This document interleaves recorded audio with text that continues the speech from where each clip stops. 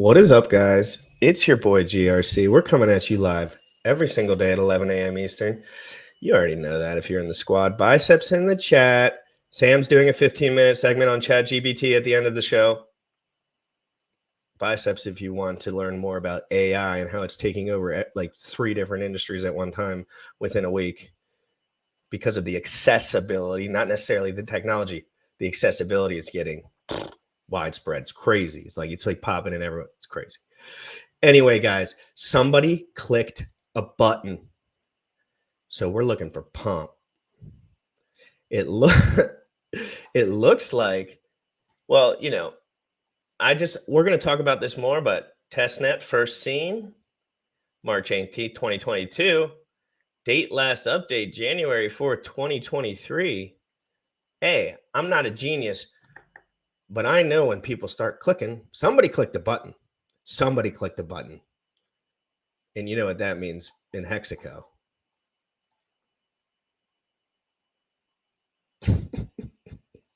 Anyway, no, seriously, if Pulsechain came out, that would be awesome. And if somebody could just whoop, whoop, whoop, whoop, whoop on the Pulsechain, but we'll talk more about that. We're going to talk about the Feds first, though. I mean, the Federal Reserve and the rate hikes. I want to know what Sam's thinking on that because, you know, is everyone going to lose their job? I think everyone's going to lose their job. Like, I think there's going to be like something that happens, another maybe illness of sorts. And I think somehow everyone's going to be unemployed for a while. But I don't know exactly how they're going to do it. Their chessboard's interesting.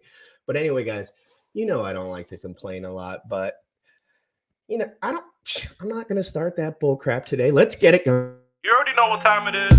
Crypto in the morning. Crypto in the morning. Crypto in the morning. Waiting on phone. Crypto in the morning. Crypto in the morning. Ready to take notes. Crypto in the morning. Crypto in the morning. Crypto in the morning. Waiting on phone. Crypto in the morning.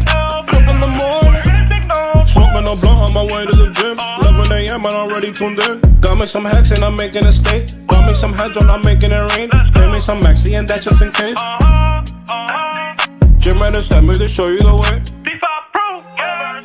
Crypto in the morning. Crypto in the morning. Crypto in the morning. Waiting on phone. Crypto in the morning. Crypto in the morning. Ready to take notes. Crypto in the morning. Crypto in the morning. Crypto in the morning. Waiting on phone. Crypto in the morning. Crypto in the morning. Ready to take notes.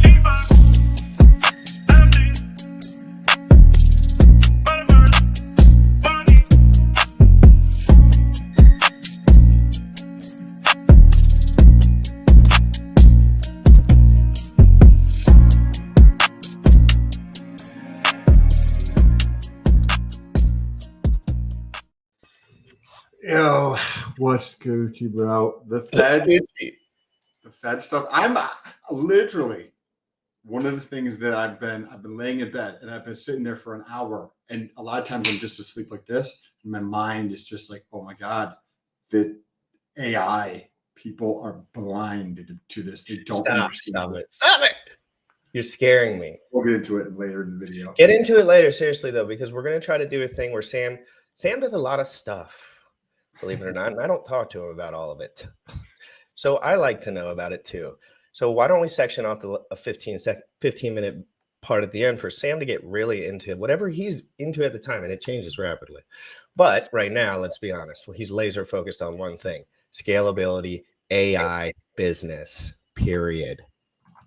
I mean, come on, I could write the book on this guy right now. He's locked in, but he and I have different goals, different age, different time. You know, there's just so many different factors. But we know what's going to happen. Both of us know exactly what's going to occur. When you understand what is going to happen in the future, that gives you a superpower to place yourself in a position of strength. If we're fighting, right? Because you do fighting stuff and you understand that more than I do. But if we're fighting and I understand that you're going to do this next move, I can actually come out to counter that move and actually destroy you, right? Or what you can do is before you know, I'm an educational channel, right? I know that education in that will be a year before people are putting down real dense long-term info on that. I'll start now.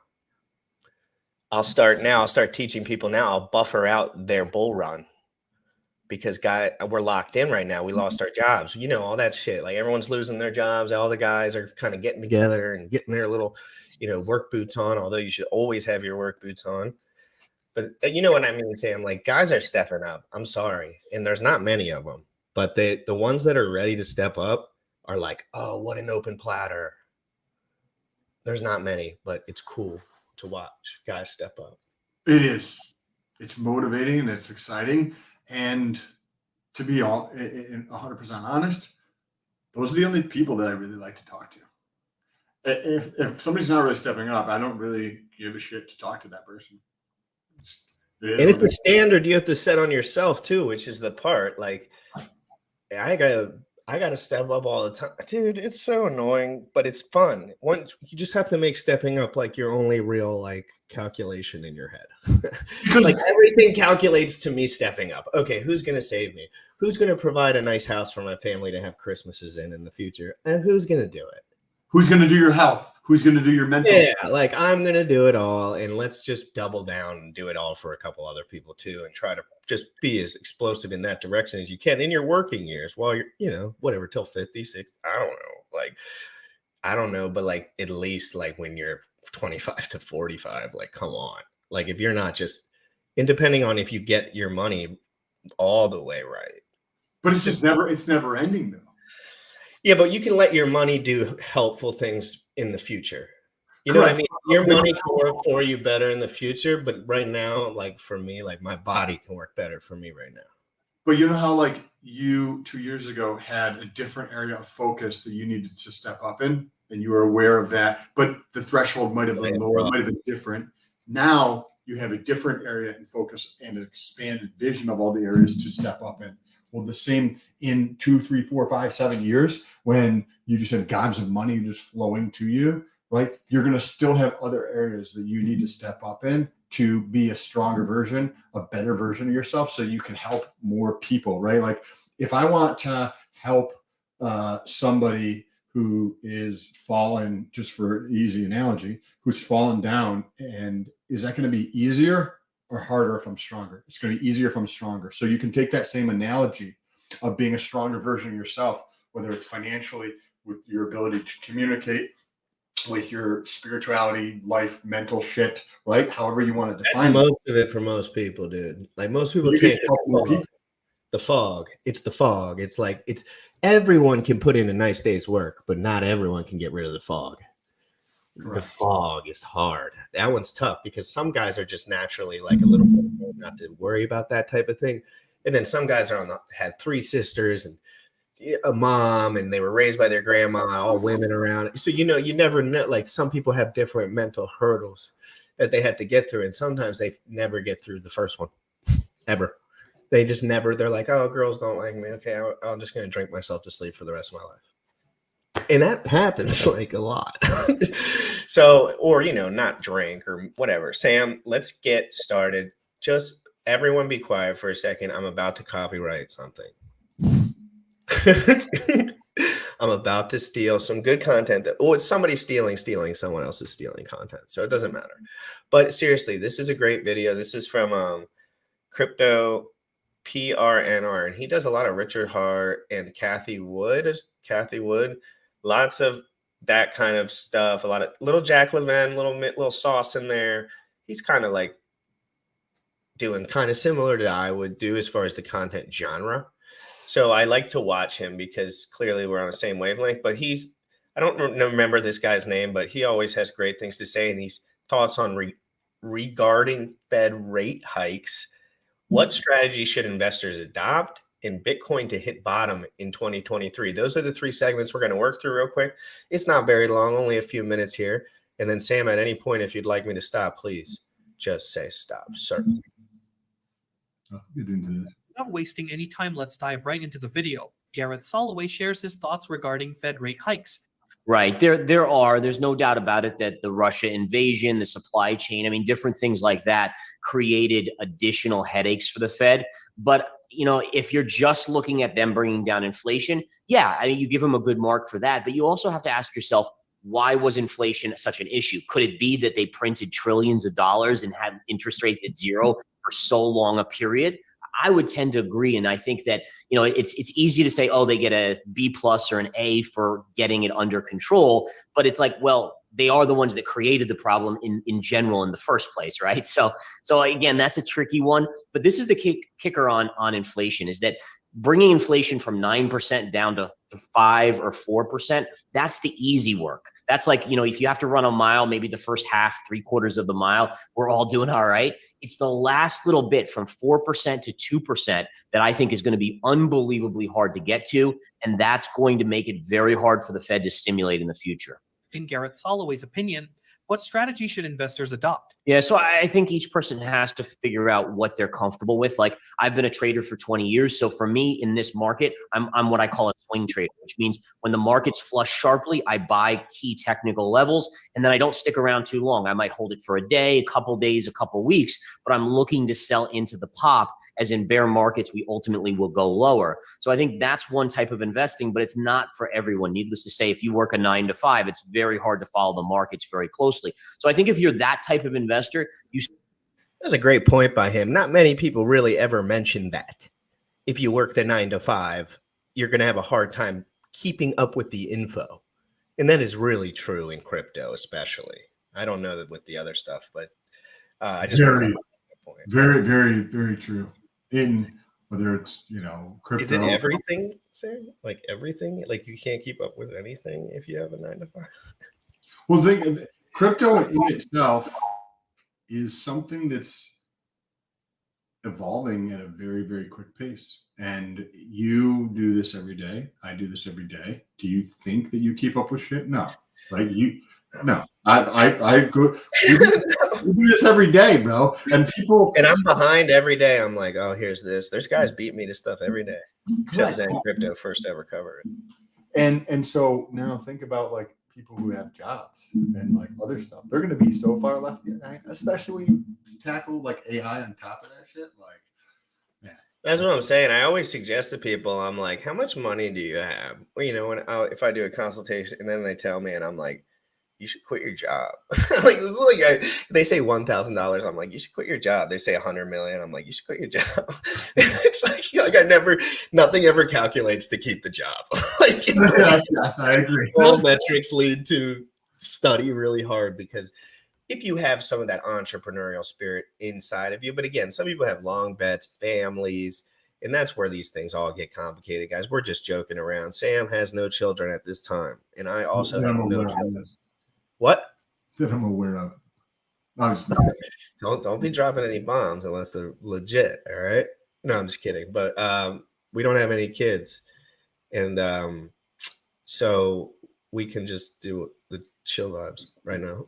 You start looking for safe assets, right? You kind of move your money into maybe a little bit of gold, a little bit of silver, where in the very least it'll be protected. And I think even gold can give us a return in 2023. And I even think there will be a point where some assets, maybe a very small percentage, can go into Bitcoin when it finally bottoms out. I do anticipate a bottom in 2023, finally, in that asset. Again, how much it goes up from there, we'll have to see. But I think that, again, each person has to kind of think about from themselves. But I definitely wouldn't be like buying every dip right now in Apple or any of these others. Understand that bear markets get uglier, and we're just in probably the beginning stages of it. The reason Garrett Soloway expects Bitcoin to hit bottom in 2023. Yeah, so you're exactly right. For me, it is a 2023 bottom. I've priced it out right now where it would be about May or June. And I'm doing that based off of the FTX debacle, matching it with Lehman Brothers. Lehman Brothers, the S&P fell for another 6 months and dropped about 45% from that event. And so if we have that same sort of shock to the system in crypto with FTX, and from that date, 6 months out, puts us in May or June of 2023, and 45%-ish from approximately when it happened puts us just below 10,000, around that 9,000 marker. Now, there is always the possibility it could go even lower. The worst case would be like 3,500 on Bitcoin, and then it would match up with Amazon's collapse in the .com. Amazon dropped 95% in the .com collapse, and that would put it on par. But that would be like a worst case scenario where regulation doesn't come out. And for the most part, I think you will get regulation. And so it will draw in some bigger money at that point at 9,000. Yeah, 2023 for me, I'm going to pick gold again, and I don't like repeating myself, but if it's going to be the best performer, it's the best performer. I think that in 2023, gold will outperform. My guess is in 2024, Bitcoin will be the best performer. I think the stock market likely is going to be mired in a multi-year recession, so stocks will likely struggle for the next 2 or 3 years. I actually don't even see new all-time highs in the S&P and the NASDAQ probably for 10 to 15 years, which is kind of scary. But remember, you're coming out of this massive liquidity craze. And if you go to the .com collapse, it took the NASDAQ 15 years to make new all-time highs. So it's going to be a swing trader stock market, investors gold market, and then probably eventually a bottom picking Bitcoin market. Richard Hart. So when you understand what he just said, like about the stock market in 1999, or I'm sorry, 2001 in the bust, and Amazon came down like 96% or something like that. Yeah. And what he was just saying about the stock market not reaching new all-time highs for a period of time. 10 to 15 years. And what the stock market's a representation of how things used to be done, dude. Like when you take a broader look at crypto, the definition of how a company functions, right? Because the stock market is the companies provide products or services, and then when you're public, you have one more thing you can sell, right? You can sell your product, you can sell your service. If you're a public company, you can sell paper, right? As a representation of equity in the company, which is ownership in the company. Doesn't do you diddly squat. You can't really do anything with it. Maybe they give it a little bit of a dividend. Most of them don't do that. And you just hope that the price goes up. Crypto's here. Crypto, I believe, is going to reshape how companies are structured in the future, because I don't think this old model is going to last when you have things like this. There's way too much manipulation. Sam, isn't there some direct parallels between that? They talked to the 95% dip. We see 95% dips in decent cryptos that actually have a community and product market fit and are decentralized.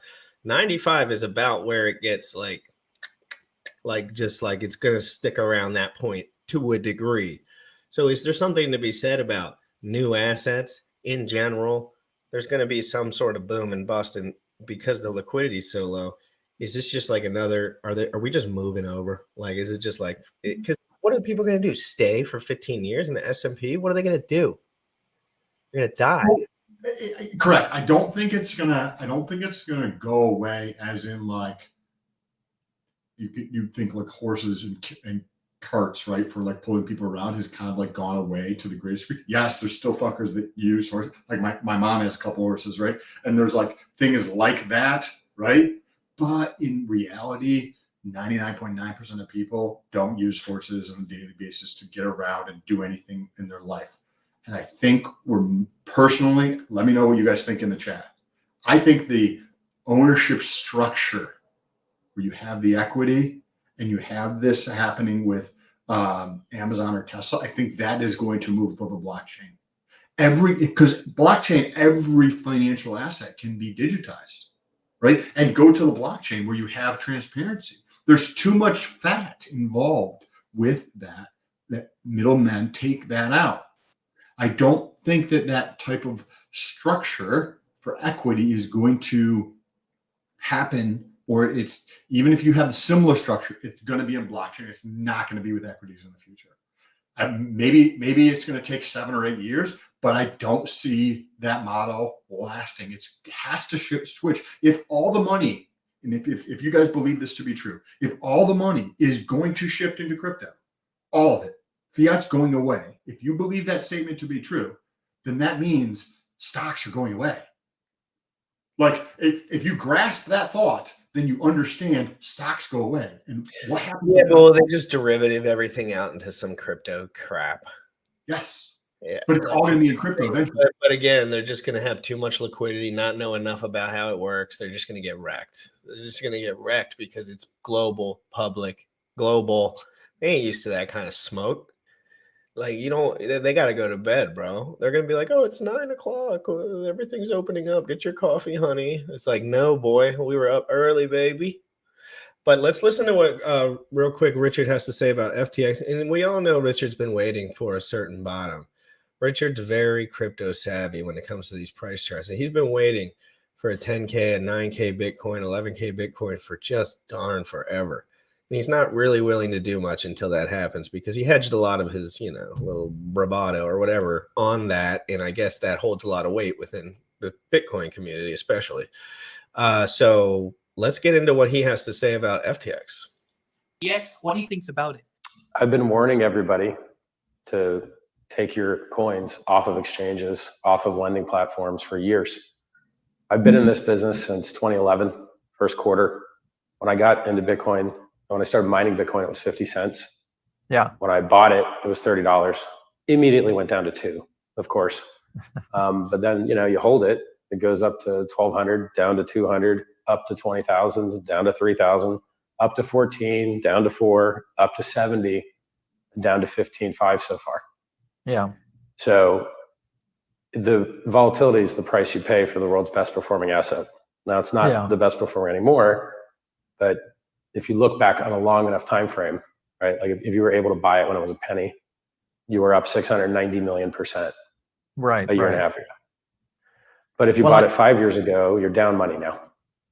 Exactly. So there's a difference between buying 10 years ago and 5 years ago.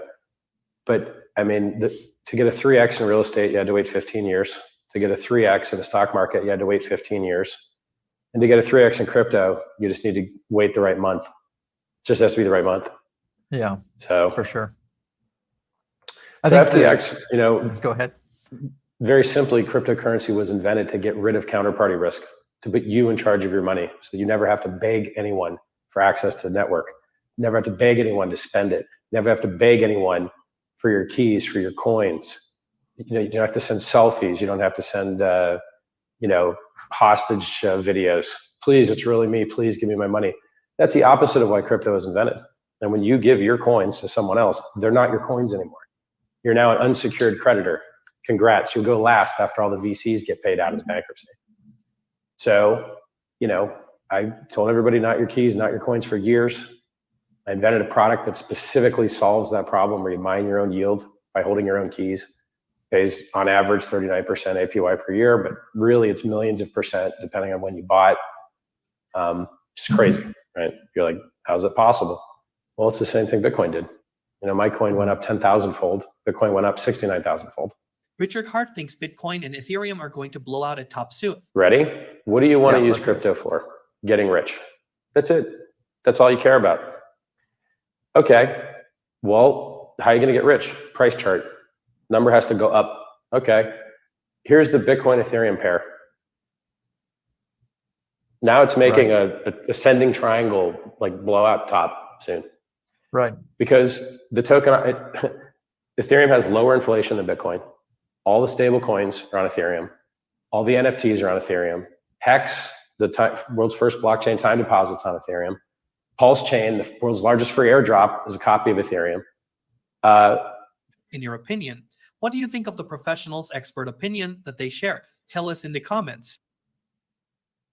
You tell me in the comments, what do you think about Richard's opinion on Bitcoin and all of that stuff? And Sam, we can move on, or you can touch on that really quick, or touch on it, whatever you'd like. I was having a conversation with somebody the other day, and there's something called RSK, right? So when you think of Bitcoin is the thing that is like not changing, right? But then Ethereum is the thing that is changing and people are building on top of it. Where Bitcoin, people don't build on top of it, they build around it. And so I was trying to think of a good analogy to describe the two of those. And if you think of something like the first thing that came to my mind, and let me know in the chat what you think of the analogy, is you have like the App Store for Apple, right? You build an app inside the App Store. Facebook is an app inside of the App Store, right? And it can be very, very massive, right?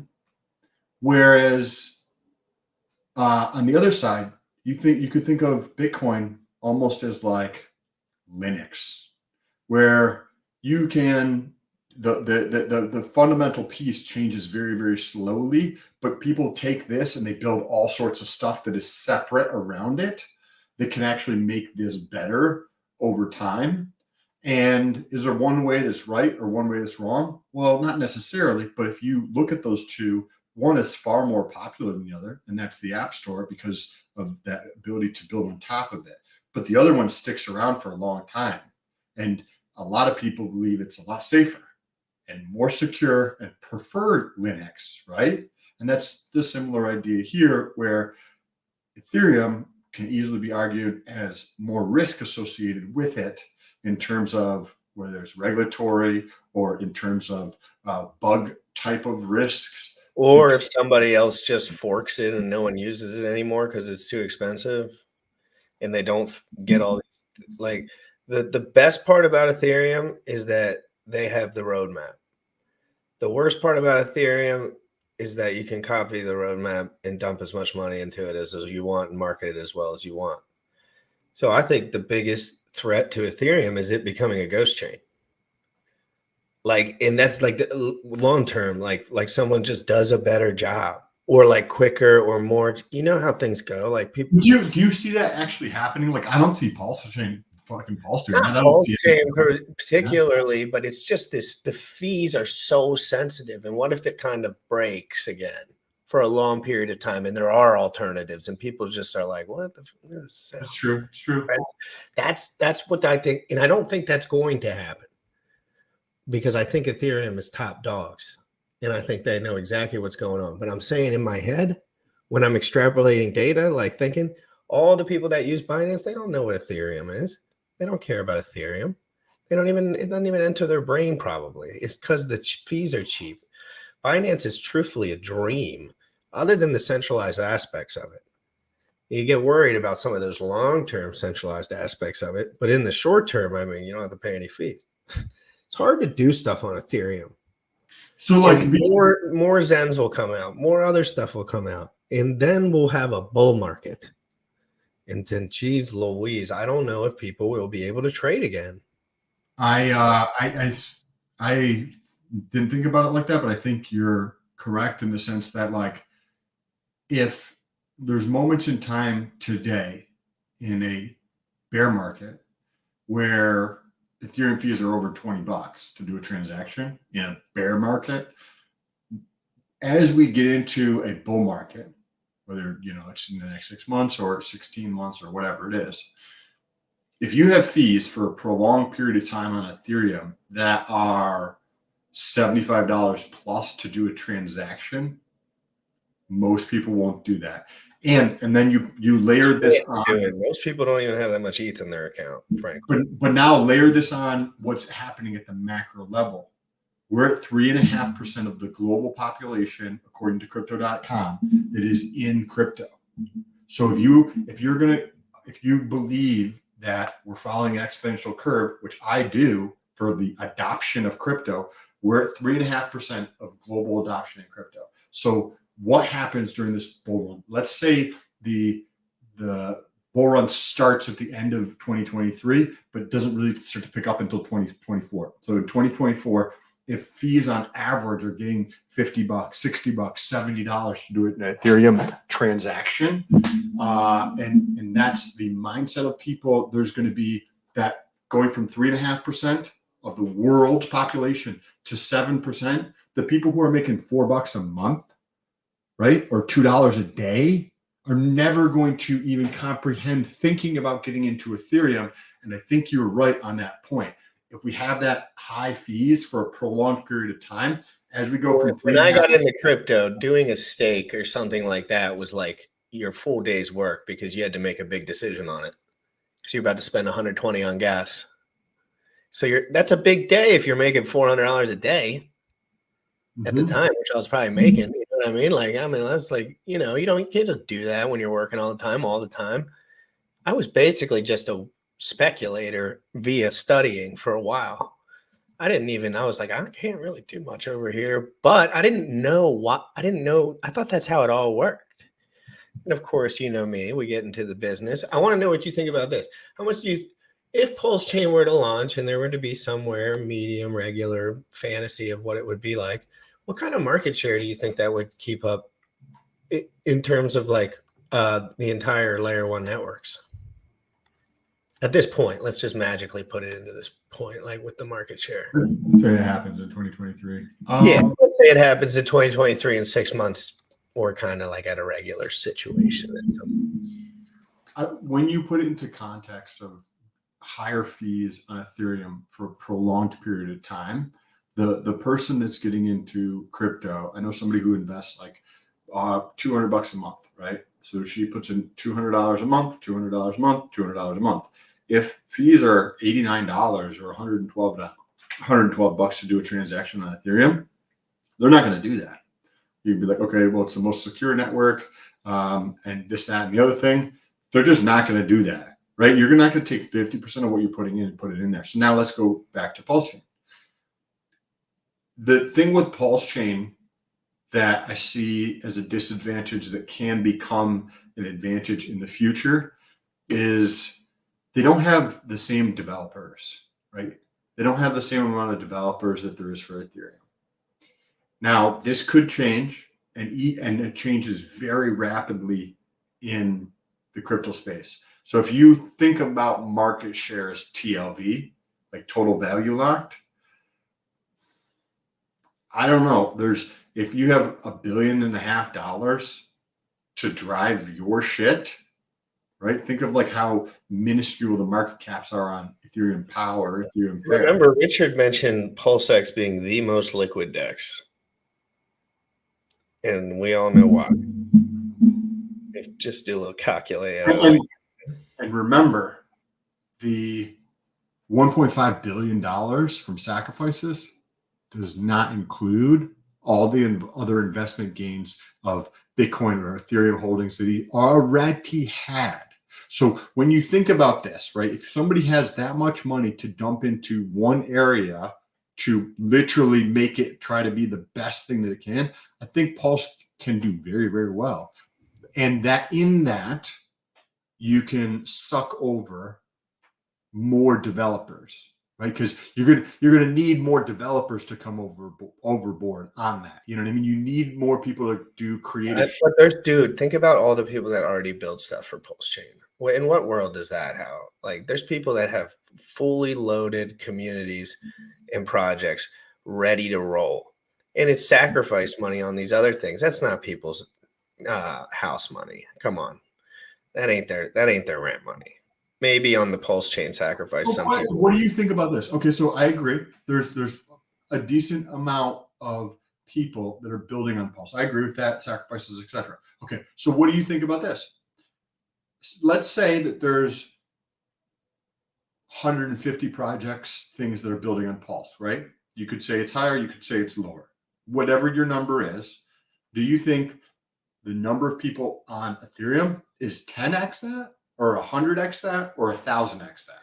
The number of people? The number of people who are building, right? If there's 150 people building on Pulse, is there 1,500 people building on Ethereum? It's like that centralized aspect of Pulsechain. They're all like buddies. So it just has like a separate community. Like it's hard. It's so hard to speculate because it's like people have put their whole life savings into stakes. People have, and I'm not saying all their, you know what I mean? People have put their whole life savings into Hedron, Icosa, Maxi. There's developers that have put their whole names on this stuff already. That stuff, the staking protocol really keeps people in the game. But when PHEX gets copied over, one thing people do not understand is like ETHEX can't just run. It's like if you think ETHEX is just going to run, unless somebody is manually doing something, if you're basically diluting the supply in a way, it might not be a 50-50 dilution, but in reality, dude, it's so confusing, bro, because Hex on the Ethereum chain has so much value because it's locked with those heavy fees too. Like, dude, if nobody's paying fees for anything, I feel like the structure will look a lot different. The value of those Hex will be a little bit less long term, or just a little bit less until there's like some huge market momentum in one direction. The copy of Hex, right? You have to like manipulate that in some way if you want it to be parity, because we just saw this take place twice and it didn't hold up. And what we saw was a draining of holders in Hex on Ethereum. When POW came out and Ethereum Affair came out, which have both versions of Hex there, you actually saw the number of holders of Hex decrease versus like it's generally speaking just chugging along with like a couple new users or holders per day. We actually saw that, excuse me, we actually saw that number coming down when we saw a copy of it. So you're 100% correct in my opinion that you're diluting the supply of Hex.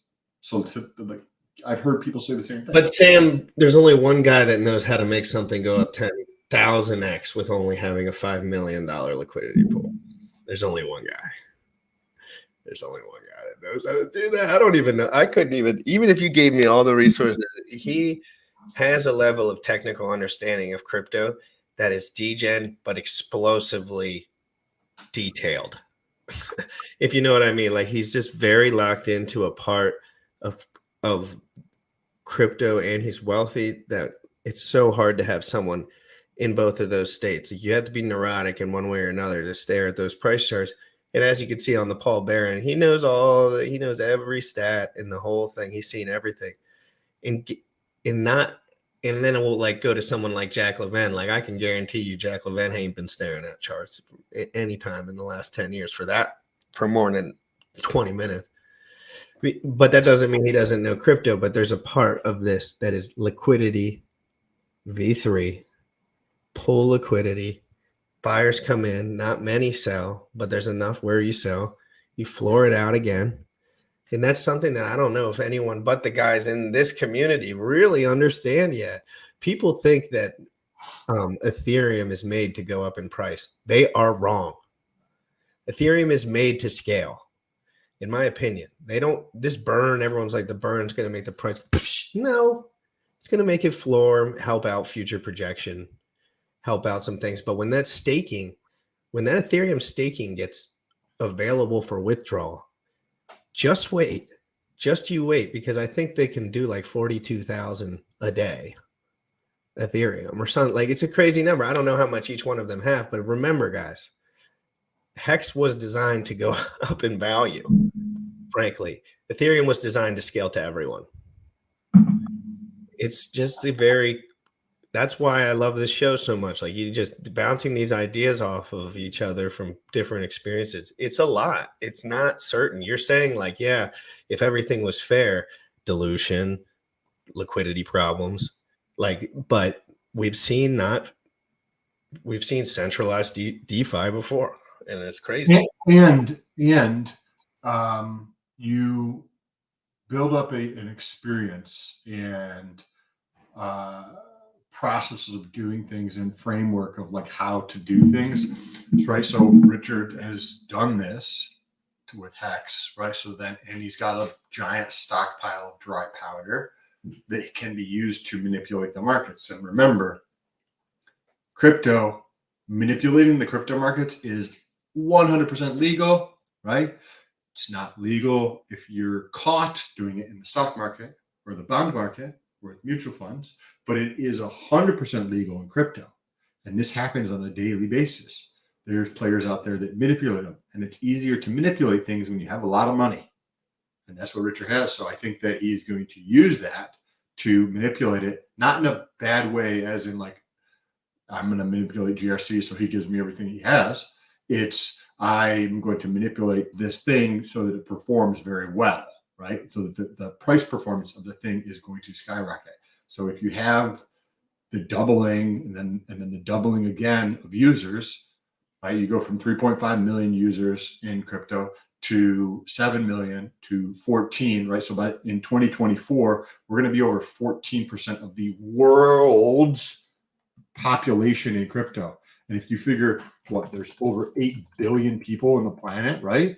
So 8 billion people times 0.14, that's 1 billion people in crypto by the end of 2024. It doesn't matter if you have a garbage piece of crap crypto with not somebody behind it who's willing to manipulate the price with their money. there's just going to be a boatload of people coming in that are going to buy all sorts of shit because they either don't understand or they find it interesting or whatever the case is. The rising tide raises all boats in the harbor. When the tide comes in, I was making a joke that Hex is the Fed coin because we just wait for the Fed to pump. It's just the Fed coin. We just wait. He's like, wait for the money printers. It'll trickle down. They don't know anything, and that's kind of how it is. But it's a sensitive pool of people that really care, and then we have Pulsechain and then Zen Crypto, and then there's a lot of stuff going on, guys. But Sam, I think you got your 15 minutes coming up. I'm gonna pop off here, guys. If you don't think that I'm gonna be live at some point today, I don't really actually know. So we'll see. But make sure you hit those biceps in the chat right now. Sam wants to talk Chatgpt and some innovations and some work that he's been studying. I'm going to bounce. Everyone have an amazing day. Sam, you're going to hit the button? You're going to hit the right buttons when you're done?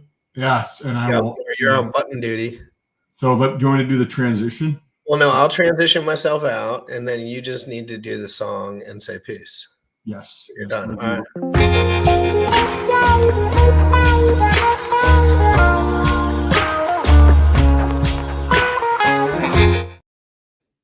So one of the things that has been on my mind a ton over those last couple of weeks is AI. I've read a couple books on AI. I've understood AI from the standpoint of following Tesla and their AI. And we have this incredible AI tool that has just been launched in the form of Chatgpt, which we're actually going to get into an example of it in just a moment to play with. But one way to think about this for Chatgpt, well, there's several different things. I'm going to try to highlight the importance of this because this is going to make a massive difference. What's up, guys? Thank you for the help with that. If you think about, say, a piano, like who is it? John Lennon, or the person, one of the Beatles guys who plays piano, or anybody who's famous who plays the piano. That is a tool, right? And to me, that tool has this much value. Now, a tool like AI, to me, that tool has zero value. To John Lennon, that has a shitload of value, millions and millions of dollars of value. Same thing with the basketball, right? And LeBron James. The ball is a tool for LeBron James. He can use that ball to get $1 billion. I don't know how to use that tool to get $1 billion. AI is the tool that allows you to do all of those things. And when you think about, say, crypto, right, we're going to be going from 3.5% of the world's population in crypto to 7% of the world's population in crypto to 14 in 2024.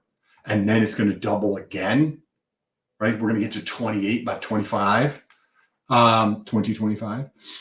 Everything is going to be impacted by crypto or AI. Everything is going to be doing this. And just like how that exponential curve grows, it goes from here to here to here, up like this. That's how AI learns. So if you think that Chatgpt is great today, in 36 months from today, this is going to look like a pleb. This is going to look like horrible. This is going to look not nearly as good as what's happening in the future. I want to show you some ideas of what this is capable of doing. So let's say that here that one of the things that I'm going to be working on, right, is building this tool out. Let's say that I want code that is written in Python. I don't know how to spell that.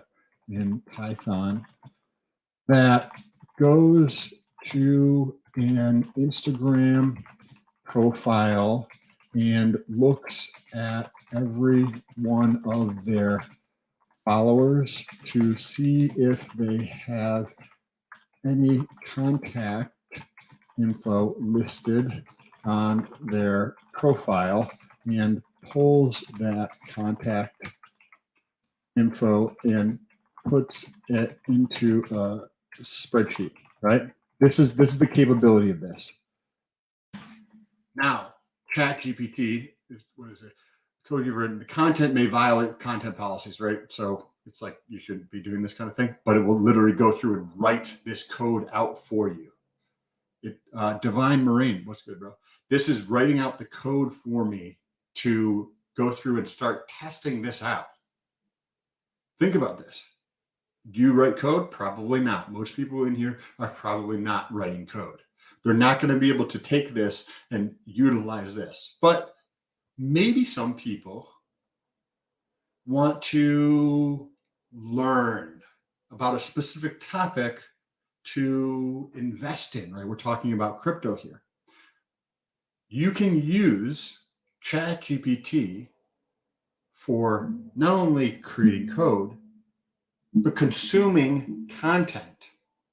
Right? So if you say want to learn about proof of stake and how proof of stake works, and you have, say if you go to NCBI, that's a database that tracks, like puts together a bunch of different research papers, right? So you can take these research papers. Yeah, this is crazy shit, right? Divine Marine is on Instagram. What's up, bro?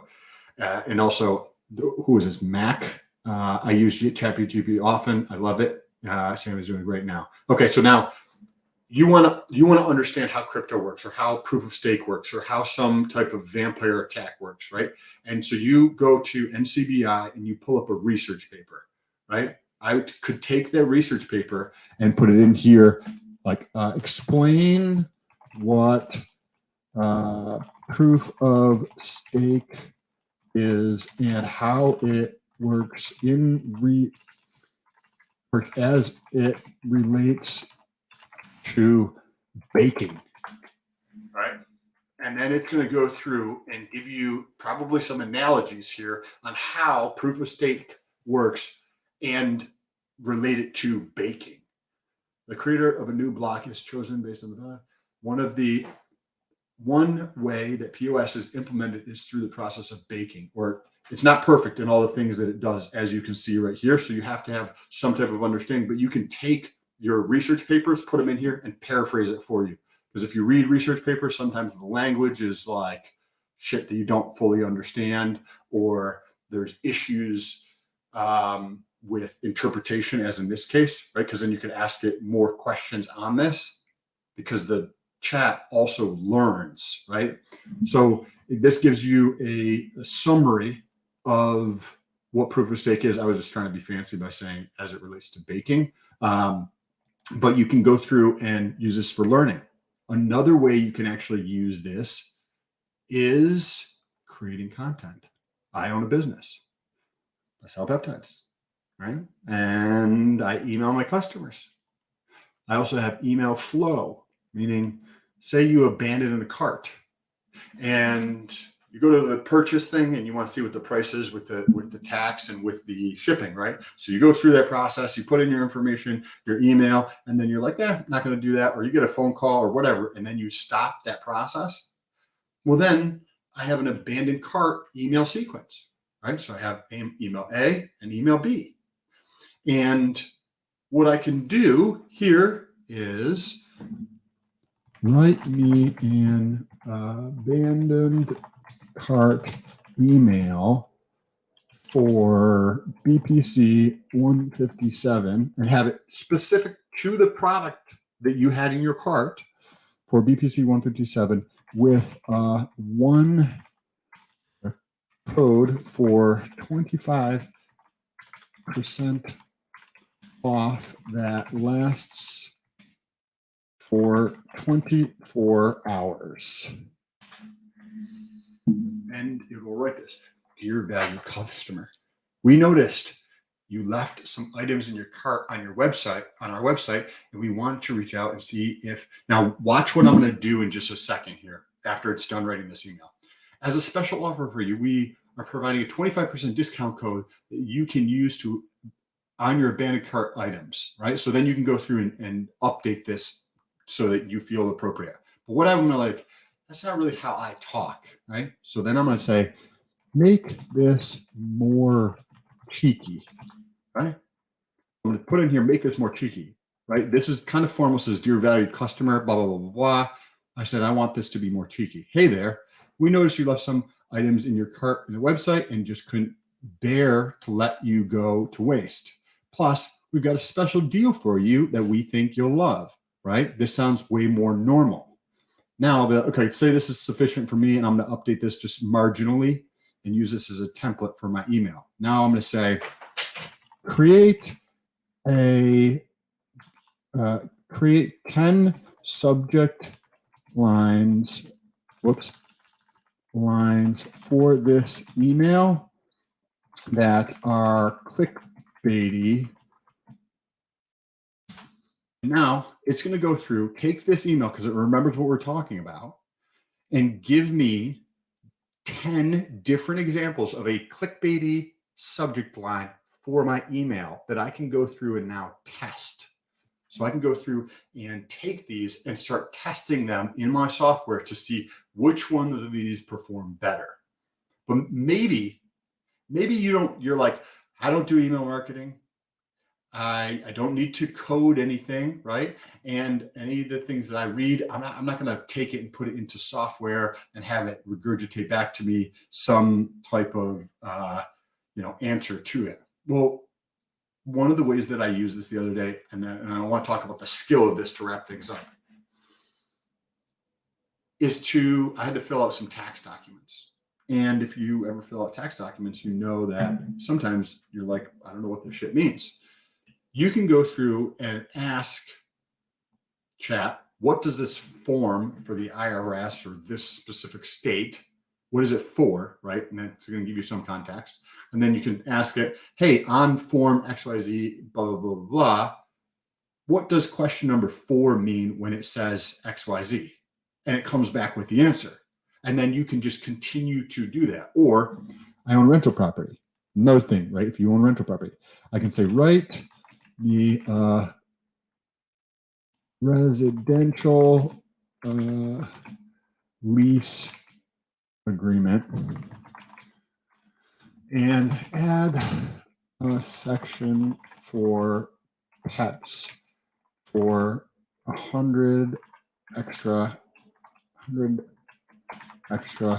per month if the pet is less than 20 pounds.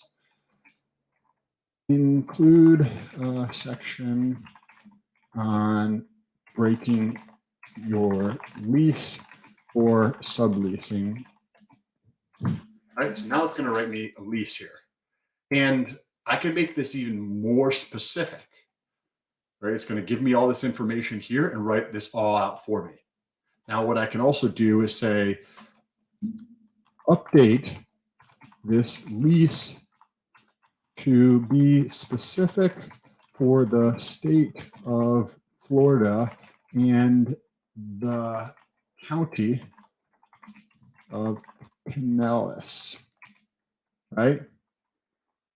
As soon as this is done, I can press enter and it will have this lease updated to Florida and the county of Pinellas, because every state and or county has different rules, has different regulations, has different things like that included in here. And so it's giving you all these deals. Utilities. The tenant shall be responsible for paying all utilities used at the property, including electricity, gas, blah, blah, blah, plus garbage. Pets. The tenant, this is what I was talking about, right? The tenant may keep pets at the property provided the tenant obtains written consent from the landlord and pays an additional $100 per month for each pet that is less than 20 pounds. The tenant shall be responsible for any damages caused by the pets. So this is the base one. Then I can go through and update this, right? Hey, do this to update it for the state of Florida, and it will go through and update this for the state of Florida in Pinellas County, which is the county I live in, right?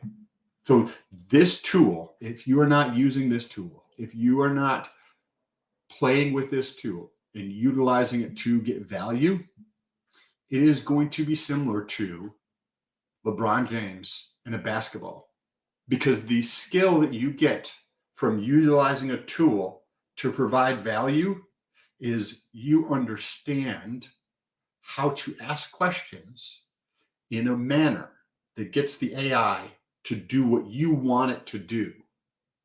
And that is similar to if 10 years ago you had taken the time to learn how to do Facebook marketing, and you could have added 3 zeros to your net worth.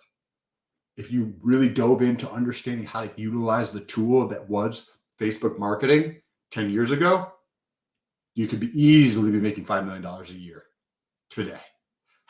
Chatgpt and other AI like this, if you don't embrace them now, wow, it is going to be an issue, because you're going to get so much left behind. Now, if you guys like this video, let us know down below in the comments. If you'd like to support the channel, go down below, check out GRC over there on Instagram, as well as TikTok and on Twitter. All of our links are down below.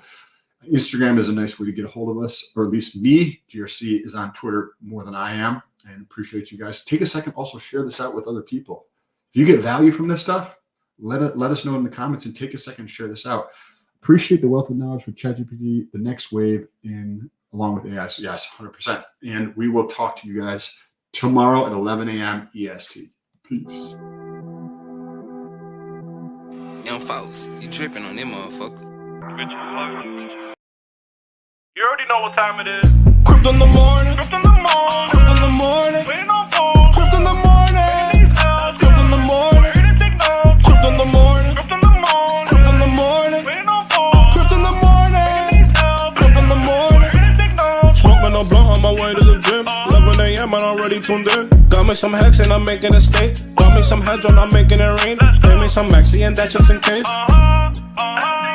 Gym ready, sent me to show you the way.